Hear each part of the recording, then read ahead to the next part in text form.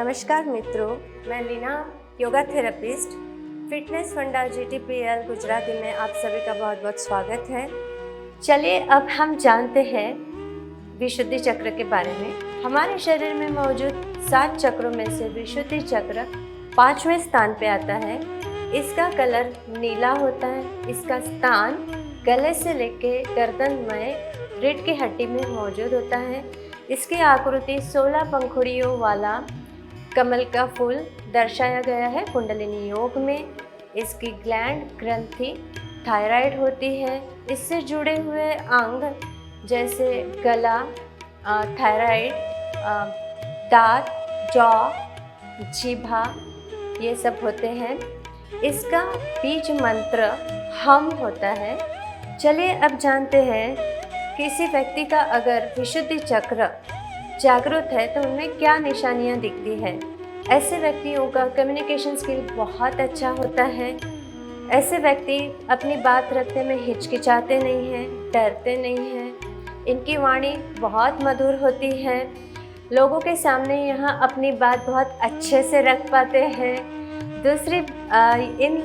लोग इनकी बात बहुत अच्छे से सुनते हैं, समझ सकते हैं। लोग इनको बहुत ज़्यादा अप्रिशिएट करते हैं। ऐसे व्यक्ति में गायन की कला, भाषण की कला बहुत अच्छे से होती है। ये व्यक्ति सबके बहुत प्रिय होते हैं क्योंकि इनकी वाणी बहुत अच्छी मीठी होती है। चलिए अब जानते हैं अगर विशुद्धि चक्र इनएक्टिव है और सक्रिय है तो शारीरिक समस्याएं कौन सी आ सकती है। इनका हमेशा गला खराब रहता है, आवाज़ इनकी थोड़ी सी दबी सी या बहुत ज़्यादा ख़राब सी रहती है। गले से संबंधित समस्याएं इनको रहती है। जीभ से संबंधित समस्याएं रहती है। दांत से जुड़ी हुई समस्या इनको रहती है। जॉइंट में इनको प्रॉब्लम रहती है।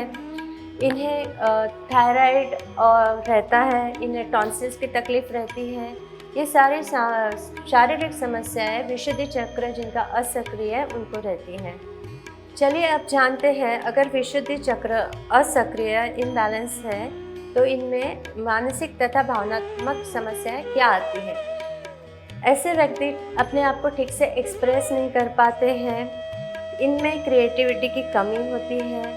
ये जब भी बात करेंगे निगेटिव बात करेंगे, दूसरों की आलोचना करेंगे, दूसरों को डोमिनेट करते रहते हैं। दूसरों के प्रति बात करते वक्त ये हमेशा निगेटिव ही बात करते हैं। ऐसे लोगों की बातों पर दूसरे लोग विश्वास नहीं करते हैं। हमें कहीं ना कहीं ये झूठ का सहारा ज़्यादा लेते हैं। ये अपना निर्णय बराबर नहीं ले पाते हैं। यहाँ हमेशा दूसरों के निर्णय से ही अपना निर्णय ले पाते हैं। ये सारी समस्याएं इन लोगों में देखी जाती हैं। चलिए जानते हैं विशुद्धि चक्र को सक्रिय करने के लिए आज हम 2 आसनों का अभ्यास करेंगे। पहला आसन है मार्जरी आसन और दूसरा आसन है सिंह गर्जना आसन। पहला आसन मार्जरी आसन किस तरह से किया जाता है। वज्रासन में बैठ के एल्बो से नी का डिस्टेंस लेना है। पैरों में और हाथों में शोल्डर लेवल गैप बना लीजिए। अब हमें इनहेल करते हुए गर्दन को पूरा ऊपर स्ट्रेच करना है, आंखों को भी ऊपर स्ट्रेच करना है और पीठ को दबाना है। इनहेल और एक्सहेल करते हुए हमें गर्दन को लॉक करना है, चिन जालंधर बंद। पीठ को पूरा तरह से उठाना है, पेट को अंदर खींचना है। एक्सहेल, श्वास छोड़ते हुए, श्वास लेते हुए इनहेल, श्वास छोड़ते हुए पीठ को ऊपर उठाए, पेट को अंदर खींचे, गला लॉक। इनहेल, पीठ को नीचे दबाए, गला ऊपर स्ट्रेच करें, आंखें ऊपर। Exhale, inhale, exhale, inhale, exhale and relax. इस तरह से आप इसका अभ्यास 10 काउंट 20 काउंट तक आप आराम से कर सकते हैं। चलिए अब हम दूसरा आसन जानते हैं सिंह गर्जना आसन। उसमें आपको वज्रासन में ही बैठना है। अपने पैरों को पूरी तरह से जितना खोल सकते खोलिए। हाथों को यूं सीधा रखिए, स्काई की तरफ खुला हुआ। उन हाथों के पंजों को डायरेक्ट ऐसे नीचे लाके ज़मीन पे रखना है। अपने बैक को सीधा करना है, जितना हो सके गले को ऊपर की ओर स्ट्रेच करना है। विशुद्धि चक्र पे, गले के सेंटर पे ध्यान देते हुए पूरी टंग बाहर निकाल के आवाज निकालनी है सिंह जैसी।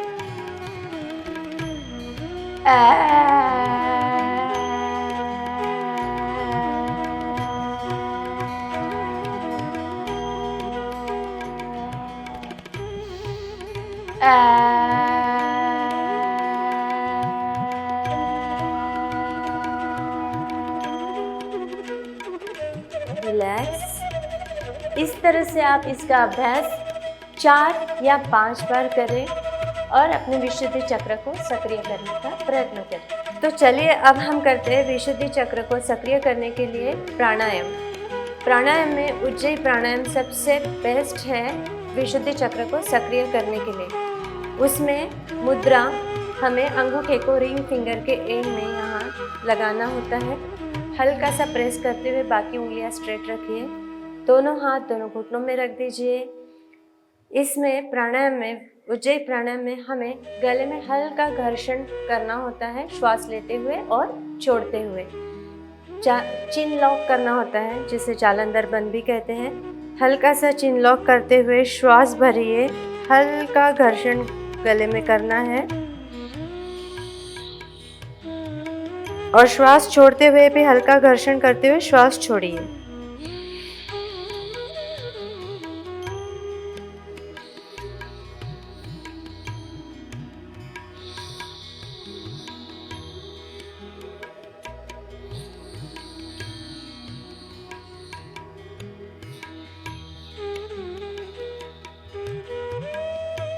इस तरह से आपको उज्जयी प्राणायाम का अभ्यास करना है।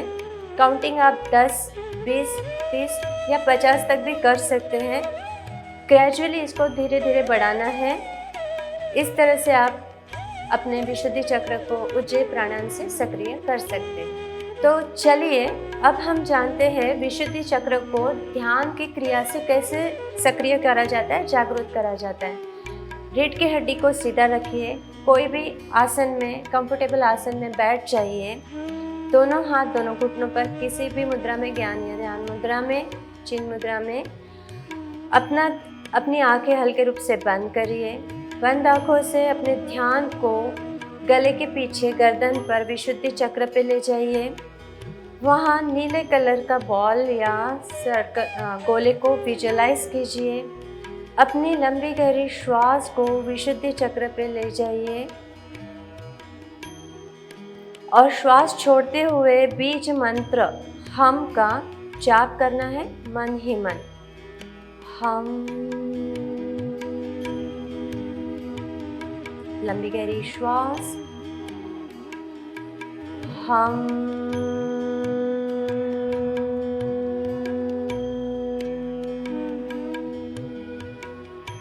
लंबी गहरी श्वास। हम।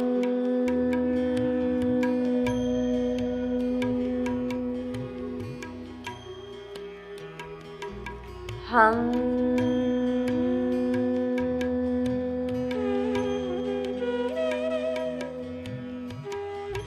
इस तरह से आपको मंत्र का जाप 11 बार, 21 बार, 51 बार या 108 बार आपके शारीरिक क्षमता के अनुसार करें। ज़्यादा से ज़्यादा मंत्र जाप आपका विशुद्धि चक्र जल्दी सक्रिय कर सकता है। तो इस तरह से आप अपने विशुद्धि चक्र को सक्रिय करने का प्रयत्न कीजिए।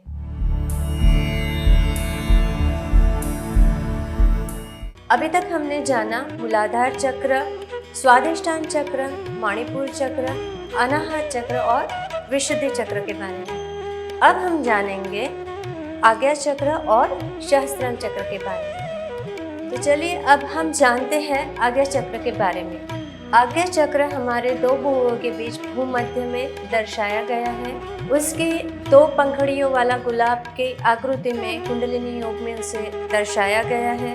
आज्ञा चक्र का कलर पर्पल इंडिगो होता है। आज्ञा चक्र से जुड़ी हुई ग्रंथि पिट्यूटरी ग्लैंड होती है। आज्ञा चक्र के शरीर से संबंधित अंग जैसे आपकी आँख, नाक, कान, ब्रेन, नर्वस सिस्टम, नर्व्स, ये सब होते हैं। तो चलिए जानते हैं, अगर आपका आज्ञा चक्र जागृत हो जाए तो क्या क्या संकेत मिलते हैं। अगर आपका आज्ञा चक्र जागृत हो जाए तो व्यक्ति को पूर्वाभास होना शुरू हो जाता है।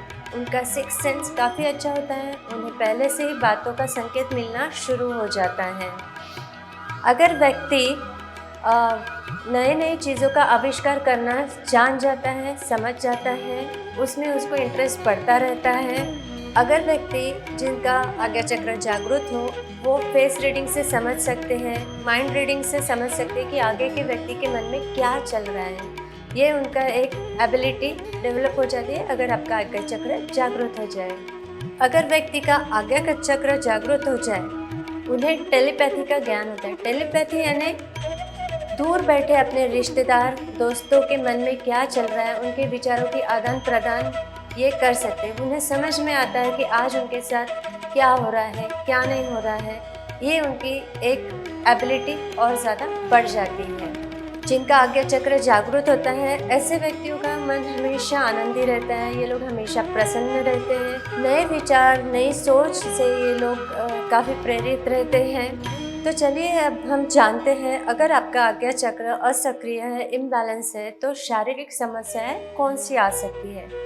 इनको आँखों से संबंधित समस्याएं आ सकती है, जैसे अंधत्व या आँखों के और कोई डिसीजेस। कान से संबंधित समस्याएं इनकी होती है, कान दर्द या कान से रिलेटेड और कोई डिसीज़।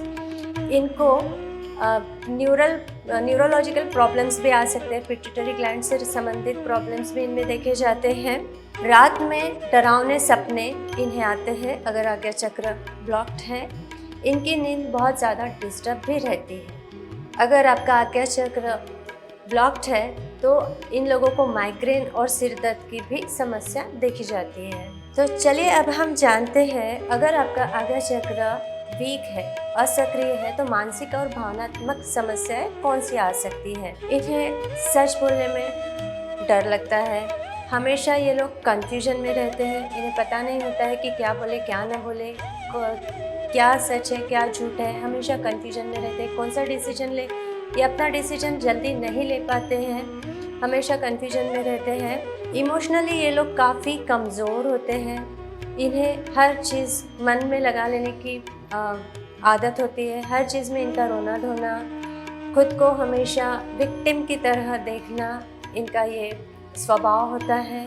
आज्ञा चक्र जिनका वीक होता है और सक्रिय होता है, वो पढ़ाई में थोड़े से वीक होते हैं, कमज़ोर होते हैं। याददाश्त इनकी कम होती है, भ्रम में जीते हैं। ये बहुत ज़्यादा अगर आज्ञा चक्र ब्लॉक्ड है, असक्रिय है, तो इनमें पागलपन भी देखा जाता है। आज्ञा चक्र में अब हम जानते हैं, आज्ञा चक्र को सक्रिय करने के लिए कौन से आसन, प्राणायाम और ध्यान किया जाता है। अब हम जानेंगे 2 आसन, शशांक आसन और अधोमुख श्वानासन। अब हम जानेंगे आज्ञा चक्र को सक्रिय करने के लिए 2 आसन। पहला आसन अधोमुख श्वानासन और दूसरा आसन शशांक आसन। तो चलिए जानते हैं अधोमुख श्वानासन किस तरह से किया जाता है। पर्वतासन में जाना है आपको। पहले आपकी पीठ पूरी स्ट्रेट रखिए, दोनों कान के लेवल, हाथ के लेवल में कान रहने दीजिए। आपके एल्बोज बेंड करके, कोहनी को बेंड करके ज़मीन पे रखिए और फोरहेड ज़मीन की तरफ फेसिंग रखिए यू। अधोमुख श्वानासन। पूरा ध्यान आज्ञा चक्र पे रखते हुए 1 2 3 4 5 6 7 8 9 10। Release and relax. चलिए अब जानते हैं आज्ञा चक्र को सक्रिय करने के लिए दूसरा आसन। दूसरा आसन है शशांक आसन। इसे किस तरह से करा जाता है। वज्रासन में बैठ के दोनों हाथों को सीधा कीजिए, पीठ को सीधा रखिए। एक्सेल करते हुए हमें नीचे जाना है और होल्ड करना है।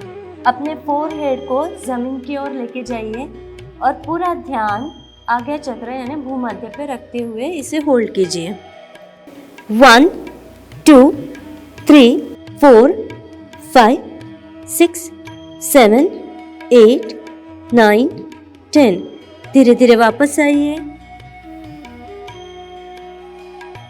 इस तरह से हम अधोमुख श्वानासन और शशांक आसन से अपने आज्ञा चक्र को सक्रिय कर सकते हैं और एक्टिव कर सकते हैं। आज्ञा चक्र के लिए हम जो प्राणायाम करेंगे वो है उद्गित प्राणायाम। आज्ञा चक्र का बीज मंत्र ओम है। उद्गित प्राणायाम में ओम मंत्र के साथ श्वसन क्रिया की जाती है। आज्ञा चक्र के लिए मुद्रा हम लेंगे कालेश्वर मुद्रा। उसमें हमें बीच वाली उंगली को एक दूसरे से ऐसे मिलाना है और बाकी उंगलियों को ऐसे जोड़ देना है और अंगूठा यूं। ये होगी कालेश्वर मुद्रा। उसे हमें अपने चेस्ट के पास रखना है और हमें ओम मंत्र का जाप श्वासों के साथ करना है। उद्गित प्राणायाम किस तरह किया जाता है, चलिए जानते हैं उद्गित प्राणायाम किस तरह से किया जाता है। आंखें बंद कर अपने भूमध्य पर यानी आईब्रो सेंटर पर आज्ञा चक्र की जगह पर ओम चिन्ह को विजुअलाइज कीजिए। कालेश्वर मुद्रा के साथ लंबी गहरी श्वास एक्सेल करते हुए ओम ओम।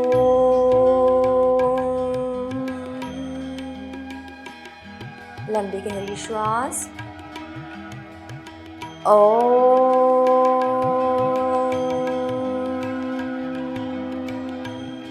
Deep inhale.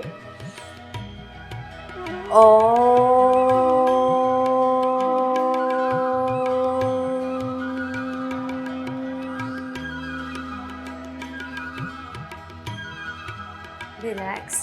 इस तरह से आप उद्गित प्राणायाम कर सकते हो आज्ञा चक्र को सक्रिय करने के लिए। इसे आप 10 बार 20 बार 30 बार जितना चाहे उतने बार कर सकते हैं। इसी में आपको ध्यान में जाना होता है। इसका ध्यान भी इसी तरह से किया जाता है। अगर आप मुद्रा लगा के थक जाओ तो नॉर्मल ज्ञान या चिन्ह मुद्रा में आप बैठ जाइए। आप ज्ञान मुद्रा में या चिन्ह मुद्रा में बैठ जाइए। भौहों के बीच आंखें बंद कर ओम चिन्ह को विजुअलाइज करते हुए लंबी गहरी श्वास लेते हुए ओम मंत्र का जाप करना है। ओम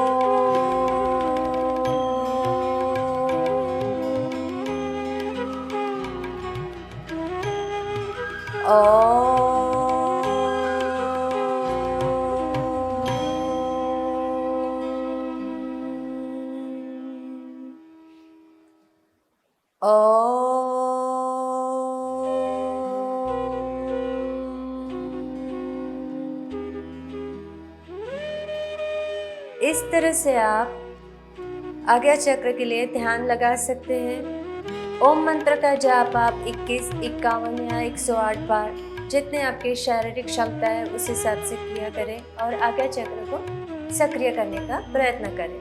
तो अभी हमने जाना आज्ञा चक्र को सक्रिय करने के लिए किन आसनों का, प्राणायाम, ध्यान और मुद्रा का प्रयोग किया जाता है।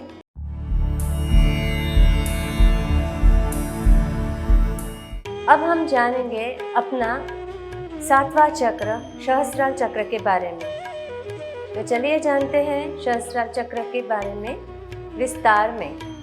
चलिए अब हम जानते हैं सहस्त्रार चक्र। शरीर में मौजूद 7 चक्रों में से ये 7वां चक्र है जो सिर के सबसे ऊपरी भाग में होता है, जिसका रंग गोल्डन बैंगनी है। इसकी ग्लैंड पीनल ग्लैंड होती है।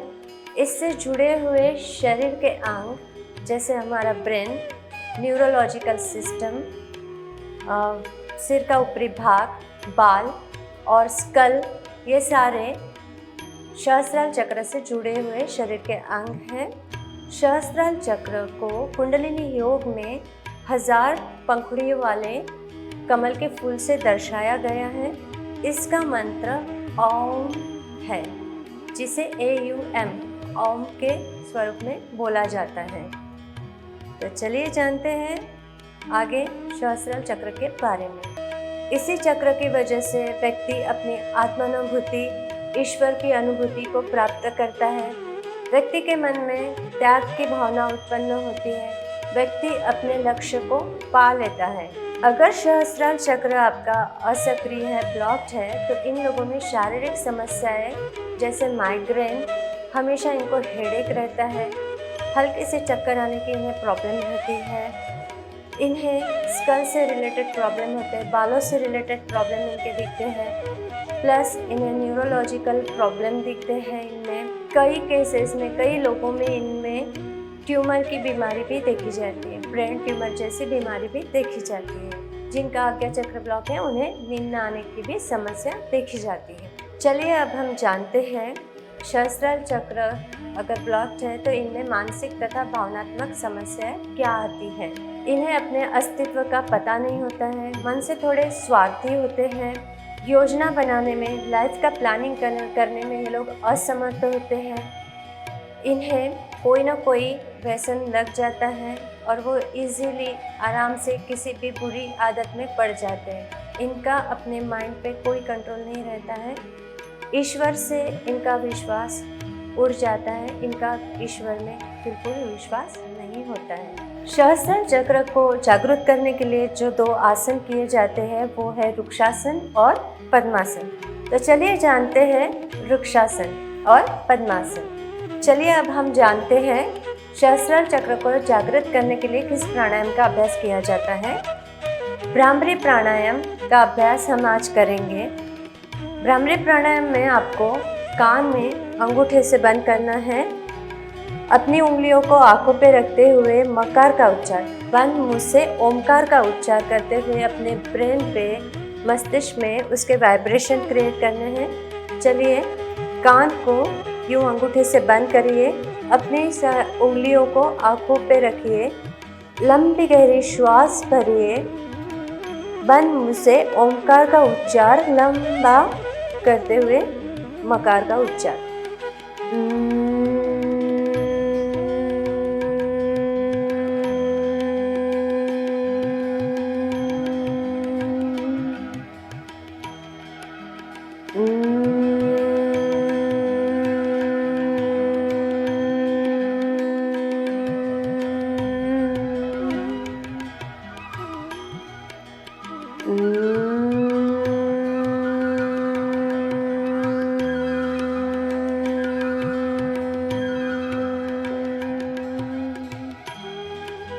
And relax.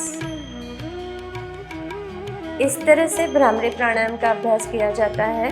अब हम जानेंगे सहस्रार चक्र को ध्यान से कैसे सक्रिय किया जाता है, जागृत किया जाता है। उसमें जो मुद्रा लगानी है वहाँ आदमियों के लिए भैरव मुद्रा और औरतों के लिए भैरवी मुद्रा। आदमियों के लिए भैरव मुद्रा, उनका लेफ्ट हैंड नीचे रहेगा, राइट हैंड उसके ऊपर रहेगा और इस तरह से उसको गोदी में रख देना है। और लेडीज़ के लिए, औरतों के लिए उनको राइट हैंड नीचे रखना है, लेफ्ट हैंड ऊपर रखना है, इस तरह से बैठना है। वो हुए भैरवी मुद्रा। आंखें बंद करना है, अपने रीढ़ की हड्डी को सीधा रखते हुए पूरा ध्यान, पूरी सजगता अपने सहस्रार चक्र पे ले जाए, सिर के ऊपरी भाग में। लंबी गहरी श्वास लेते हुए अपने श्वास को सहस्रार चक्र पे ले जाते हुए महसूस कीजिए और श्वास छोड़ते हुए ओम मंत्र का जाप।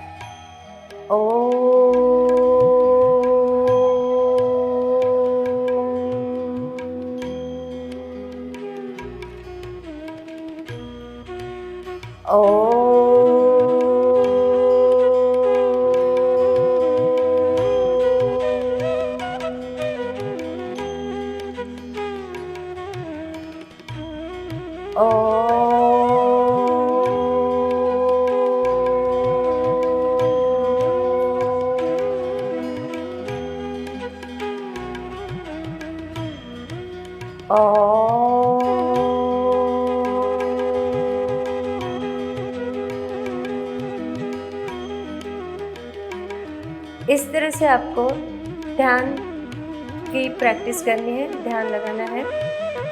ओम का जाप आप 21, 51 या 108 बार कर सकते हैं अपने शारीरिक क्षमता के अनुसार।